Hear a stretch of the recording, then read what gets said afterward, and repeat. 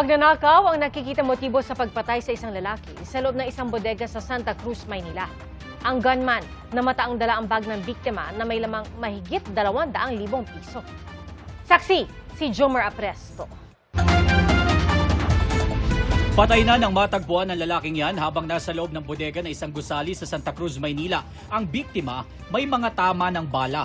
Nangungupahan lang po sila para mamili ng yung mga board ng CP.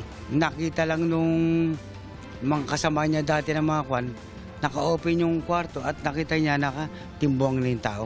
Hindi na nakapagbigay ng kopya ng CCTV ang barangay pero ayon sa kanila, hawak na ito ng mga pulis. Nakita raw dito ang gunman na mag-isang pumasok at lumabas ng gusali. Naka-sombrero, naka-face mask, naka-red t-shirt, naka-ano siya ng sako bag at gumawi po siya rito banda sa Santa Cruz.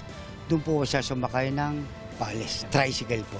Sa inisyal na impormasyon mula sa pulisya, pagnanakaw ang pangunahing motibo sa krimen. Napagalaman kasi na ang bag na nakita sa CCTV na dala ng gunman palabas ay ang bag ng biktima na naglalaman ng mahigit 200,000 pesos. Sa backtracking nila, nakita rito na bago ang pamamaril, dala ng biktima ang bag habang nakikipagtransaksyon sa ibang customer na binibilhan niya ng mga piyesa ng cellphone.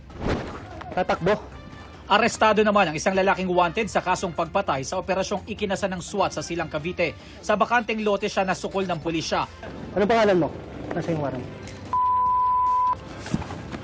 Kami ang PNP warrant section, na-arresto ka namin sa akusa sa'yo, binibintang pa lang na murder. Nakita ang isang baril sa loob ng kanyang sling bag. Positive, may baril. Nagtago na siya sa Summer in Batangas. Nagpalamig siya ng ilang buwan. Itong buwan ng June, bumalik siya ng Silang. Nakakuha kami ng information na bumalik itong suspect doon sa kanyang live-in partner.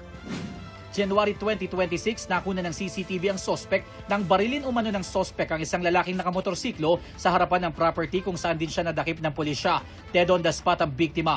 Habang ang sospek mabilis na tumakas sakay ng kotse. Yung motibo na nakikita namin dito is yung love triangle.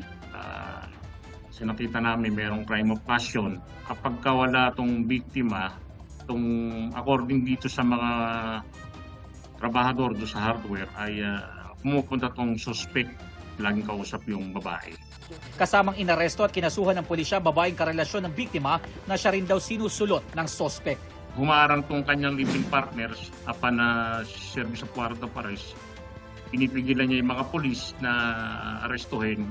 Muntikan sila siya makatakas doon sa likod.